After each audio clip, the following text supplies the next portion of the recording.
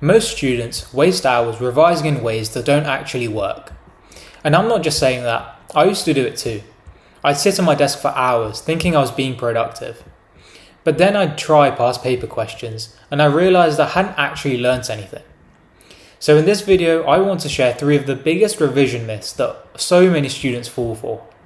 These are the things that feel like revision, but don't actually move the needle. And of course, I'll share what you should be doing instead.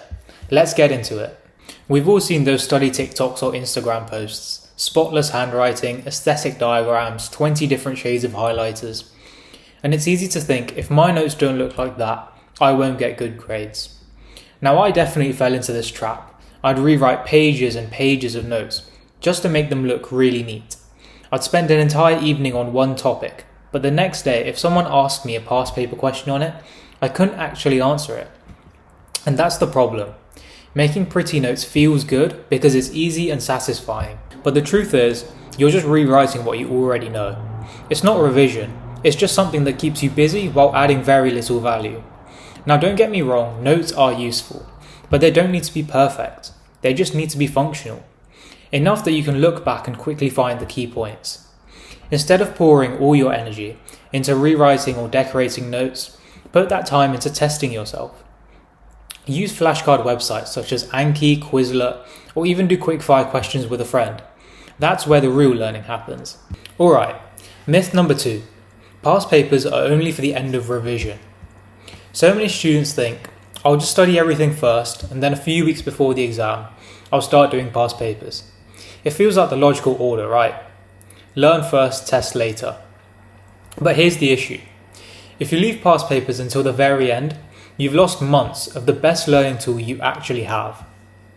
Past papers don't just test you, they teach you. They show you how questions are phrased, what kind of wording examiners want, and where exactly the marks are won or lost.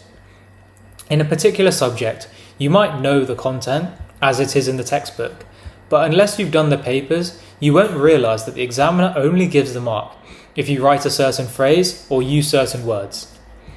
That level of detail, the examiner's language, you only pick it up by practicing past papers. So instead of saving them for the end, start using them earlier. Even if you can't answer every single question, that's fine.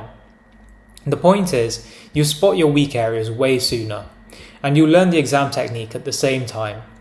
And trust me, that's a massive advantage. Finally, myth number 3. Multitasking works. I used to convince myself that I could revise with YouTube on in the background or having music on. And technically, yes, I was sitting there with my notes open, but honestly, I wasn't really learning anything. Here's the truth. Your brain can't properly focus on 2 things at once.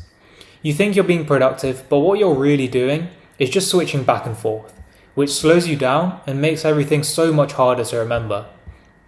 So even if you revised for 2 hours, if you were half distracted, you might have only done 1 hour of real quality work. The solution is actually much easier than it sounds. Short, focused bursts, 25 or 30 minutes of pure focus, then take a 5-minute break. This is also called the Pomodoro technique. No phone, no notifications, no YouTube on in the background. If you just do that, you'll get through more in less time, and the stuff you revise will actually stick. So to recap, here are the 3 revision myths that waste your time. Number 1, perfect notes don't matter, only useful notes do. Myth number 2, past papers aren't just for the end, they're for the whole way through. Myth number 3, multitasking doesn't work, focused study does. If you've been doing any of these, don't feel bad. Nearly every student has done one of these at some point.